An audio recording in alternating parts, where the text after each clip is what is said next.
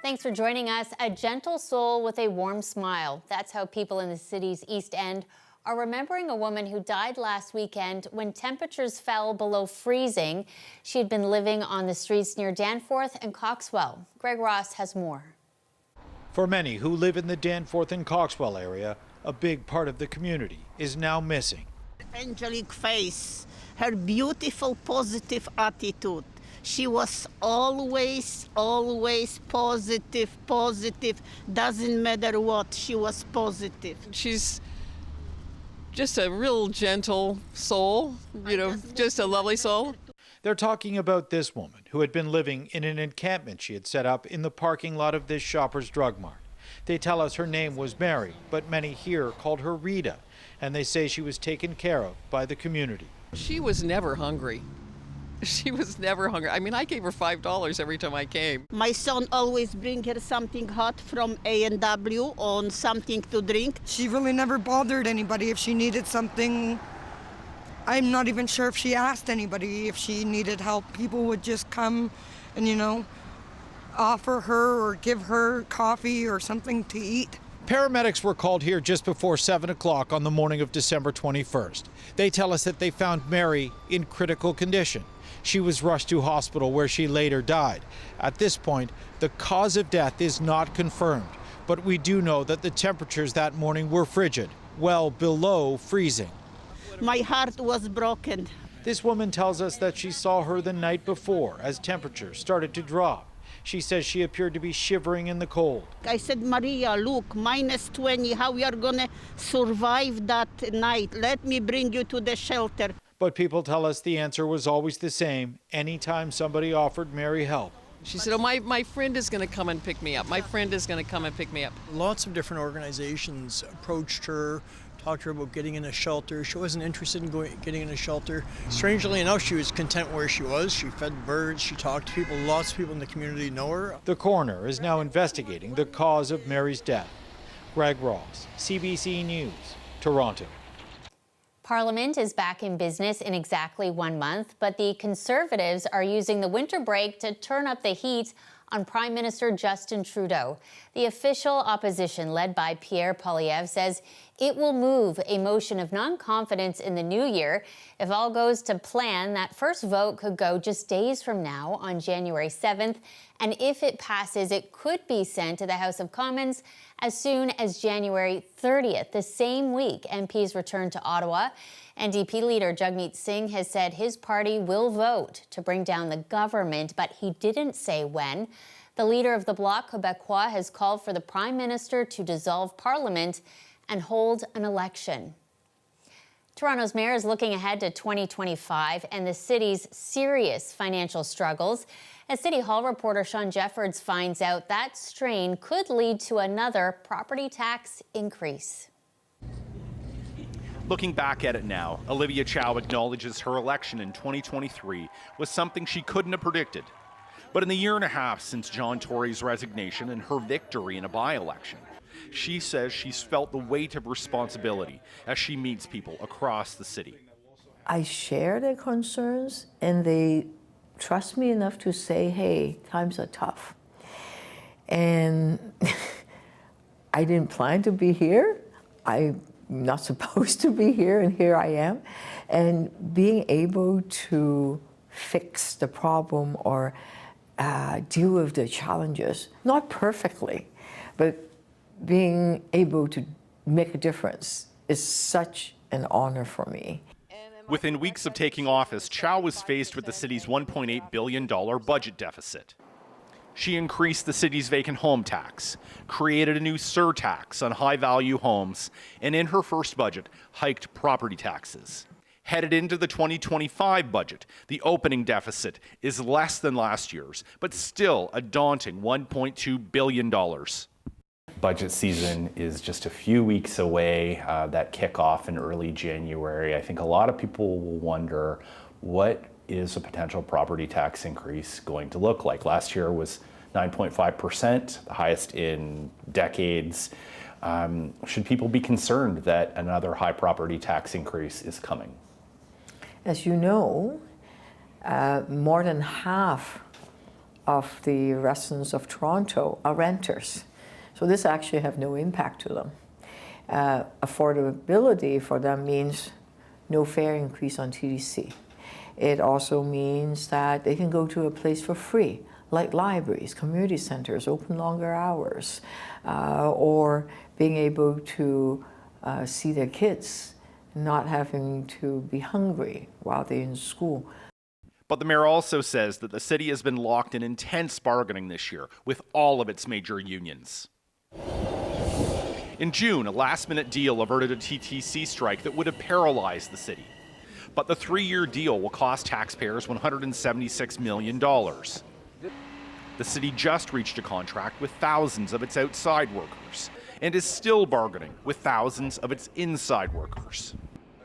Everybody is bargaining right now, and because the cost of living is high, we don't want to lose our public servants, right? The fire, police, paramedics, all the workers, they're saying we need to be able to afford to live in the city also.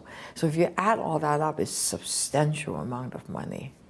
So it sounds like you're bracing people for an increase based on the idea that we've got to pay to retain our first responders and our city workers, and that this is a bit of a catch-up period in these contracts. That's right. You know, how does that... And then on top of that, we have our subways are not the most reliable.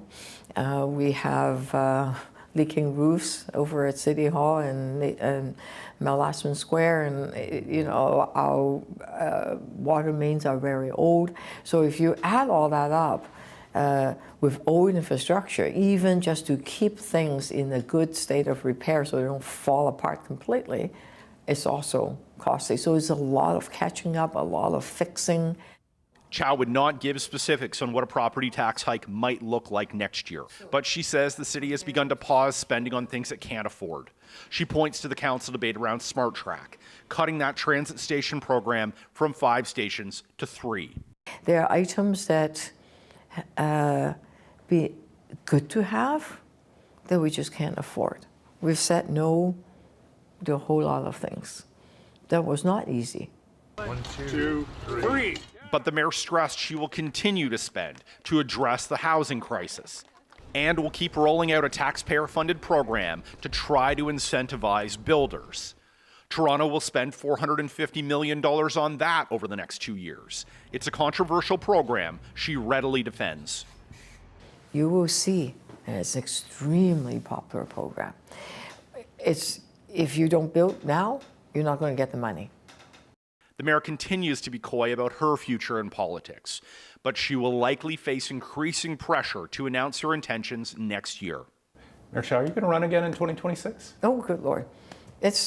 I'm not at 2025 yet. Almost there. Let's have a good holiday first, and then we'll see.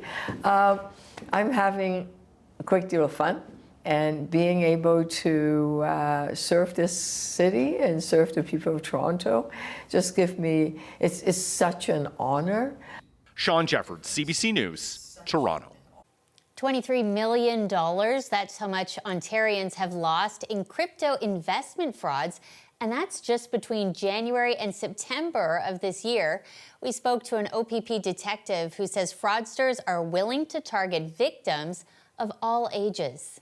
It's a concern overall. We're seeing the largest demographic jump is people under the age of 60 getting involved in cryptocurrency investment frauds. So I always say fraudsters don't care who you are, they just want your money. Experts say the best way to avoid falling victim is to make sure the investment is legitimate by talking with multiple sources, such as a financial advisor. They also recommend keeping an eye out for endorsements from social media influencers or celebrities that could be fake. Even though Boxing Day is done, the deals aren't over yet. Many shoppers still out in droves, taking advantage of the sales extending through next week. Nama Weingarten braved the crowds for our story. Boxing Day has come and gone, but the sales are still around, and so are the shoppers. I bought a Pandora bracelet, which was $75 last week, and now I got it for $30. That's a big deal. I thought last year we got better deals. But then this is only our third stop. Yeah, but compared to other stores, they're definitely cheaper here. I'm wondering if there's a reason why you guys are out shopping today and not, say, yesterday, the actual Boxing Day. Oh, God, no, not on Boxing Day. It was crazy in here. No. I've learned my lesson over the years. Traffic was so packed on Boxing Day as shoppers made their way to places like Toronto Premium Outlets that the OPP closed the off-ramp from Highway 401 to Trafalgar for a few hours. People were letting pedestrians out of their vehicles who were then walking along the 401, which turned into a very dangerous situation. And while some shoppers tell us today is attempt number 2 at making it to the stores, for some, it's a strategic move. I know there's going to be less of a selection, but we know there's going to be less crowd too. We went yesterday as well, but it was too crowded. Today is much better. When we arrived last night, we were going to stop here in the line to the car line. We couldn't even find a parking spot, so we just left. It's much easier now to buy online than it is to get up. This retail analyst says the rise of online shopping eased some of the busyness. But even though it's more convenient to fill up an online cart, there are reasons people still go for the in-person experience. So if you want to talk to a store associate, if you want a curated assortment, if you want someone to measure you, sit down and talk and look at things, touch and feel the product, enjoy a nice atmosphere, have a coffee or something in the store. That's something right now you can't get online. The federal government's GST holiday also meant to be another incentive for people to open their wallets. But shoppers tell us that's not playing a huge role in what they're buying. We couldn't figure out what the heck was exempt and what wasn't. Every time we had to ask and we couldn't, it was weird, the rules. So it was confusing to us. No, because mostly it applies to children's items, which I'm not buying. Over Black Friday weekend in November, holiday spending was slightly below last year's levels. We'll know how successful this season was for retailers after the new year. Nama Weingarten, CBC News, Toronto. The countdown is on until we say hello 2025. As Tyreek Reed shows us, there's plenty of fun happening around the city with plans to keep people safe. Gonna go clubbing. You live once. 2024 was not it. 2025 is gonna be my year. Excitement is high as people prepare to ring in the new year, which means transit hubs like Union Station are set to be a hotspot with people arriving and departing for festivities. This is what the station looked like last year. To help avoid these kinds of crowds, the city is restricting access to most entrances. The TTC says it's already prepared for the uptick in ridership. We're going to have extra subway service and streetcar service in the downtown core. Subways will be running until around 2:30 will be the last trains north out of Union Station. So there'll be a lot of late night subway service. Metrolink says it's also extending service across GO Train and bus networks. Both transit agencies will offer free rides between 7 p.m. on New Year's Eve to 8 a.m. on New Year's Day, which means passengers can look forward to kicking off the new year with heavier wallets. That's amazing, if it gets me to the right place, then I'm up for it.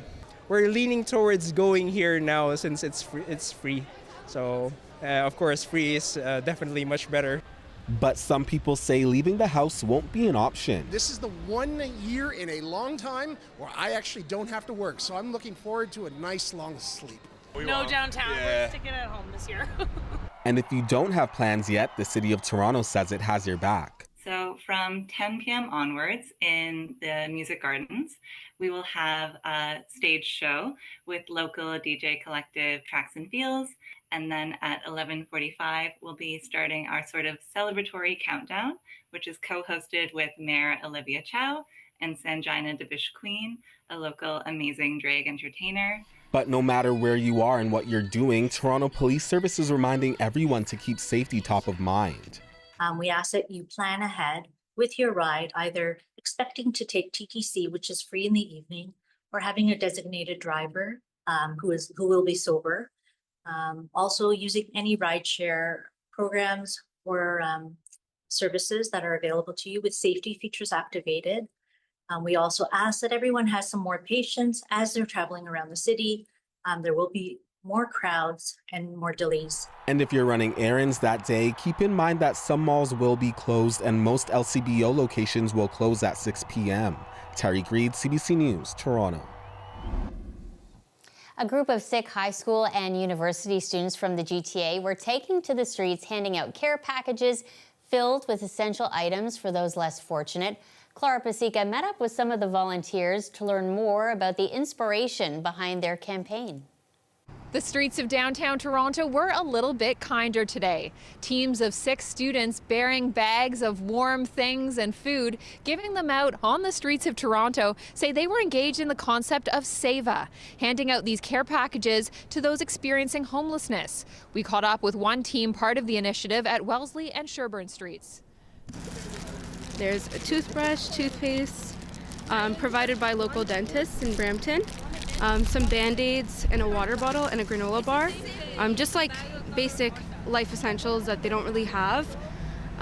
We do this because in December we want to remember our little brothers and our grandmother who at the age of 5 and 7 years old and 82 years old, they were locked up in a tower that was about 140 feet tall, and it was obviously very cold. They weren't giving any warm clothes, any food, any drinks, nothing. So we like to remember them and give away to remember their sacrifices that they did for us to flourish today. Now volunteers have come from right across the GTA, from Brampton to Scarborough. Some volunteers as young as just 15 years old. This volunteer says giving back just feels right. I feel very proud and I feel very happy because I know like one little thing did make their day.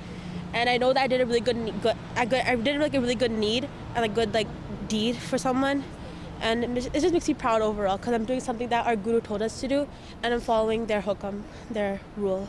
Now, following along with these volunteers, they tell me that it's a lot of walking and can get a little cold. It can also get a little intimidating approaching someone you don't know. But they say these are small sacrifices to make to help those less fortunate. Clara Pasica, CBC News, Toronto. From social media to primetime TV, classical music is having a moment. As Magda Gebrselassie shows us, you may be surprised by who is tuning in. Tony Ann is a master of his own music, but from Bach to Beethoven, his covers of classical music have also struck a chord. I wanted to respect the composers, but also I wanted to change it in a way where a younger audience can kind of consume it. He's one of many to find success with the symphonic genre on social media. TV shows like Bridgerton have boosted the music's popularity too. Research from the UK from 2022 showed more participants under 35 reporting they regularly listen to orchestral music. I feel like I'm surrounded by a lot of people who like classical music like I do. It makes me feel calm and relaxed. Younger classical music fans are the reason that candlelight musical events like this exist. They flagged concerns over the accessibility of classical concerts, and Fever, the live entertainment company, orchestrated solutions. We came up with having shorter concerts, really clear, casual dress code attached to the concerts, accessible price points, and unique venues. Over the years, traditional institutions have tried drawing in new audiences too, performing famous film scores and collaborating with famous performers like Drake. Last season, we sold something like 230,000 tickets, and almost 10% of that group of people had never been to the Toronto Symphony Orchestra before. It really shows us that we're reaching new audiences. But this music journalist says old school organizations need to up the ante and amp up their social media presence. More of an organic presence on social media. It's not just sort of typical educational type content that we find from social media, from orchestras, for example, which tends to be a little bit patronizing. For Tony Ann, social media has been his secret sauce for success. I want to just keep making music and, sharing my content. He's gone from racking up views online to selling out shows worldwide. Magda Gebrselassie, CBC News, Toronto. Chris Potter joining us now with a look at the forecast. Kind of a gray day out there, but I'm hearing double digits could be on the way. Is that so? Shannon, yes. And you rewind the tape to last weekend, if you recall, and I'm sure a lot of other people recall, we had the coldest air of the season, the coldest air since last winter. This weekend, a very, very different story. We'll start off with the statistics. Minus 0.1, or 0.8. we'll call it -1. That's a normal daytime high for this time of year. Overnight, we typically drop down towards -9. We're going to have overnight lows higher than the normal daytime high for this time of year over the next, I would say, 6, maybe even 7 nights.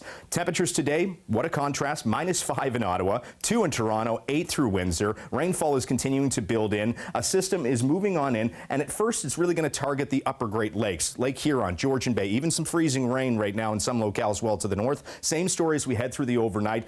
It won't be continuously raining, but showers and drizzle, even some local fog anticipated for the overnight hours and tomorrow morning. By the afternoon, although we're still going to hold on to a lot of cloud cover, there will be some sunny breaks, and it looks like for the most part we'll be drying out. We should hold on to generally dry weather through the overnight with once again local fog patches. The winds are becoming more southwesterly, and another bigger surge of moisture moves in. This time it's going to target southern Ontario and the GTA. It looks like rain, which will be steady, light to moderate at times, and that's going to be the story all the way through the evening, through the overnight, and into Monday. That system begins to move off towards the east. Temperatures will be dropping down towards that 0-degree mark, and that wraparound moisture will allow some snowfall to build down towards southwestern Ontario. For the GTA, it looks like scattered showers and maybe over higher terrain up the escarpment, maybe a few flurries. In terms of rainfall potential, it looks like for Saturday, the bulk of it will once again be the upper Great Lakes. We'll escape with maybe 1 millimeter or 2, but as we get into the day on Sunday, we have 20 to 40 millimeters moving on through. You combine the rain with the above normal temperatures and the melt from the snow, we could run into ponding and pooling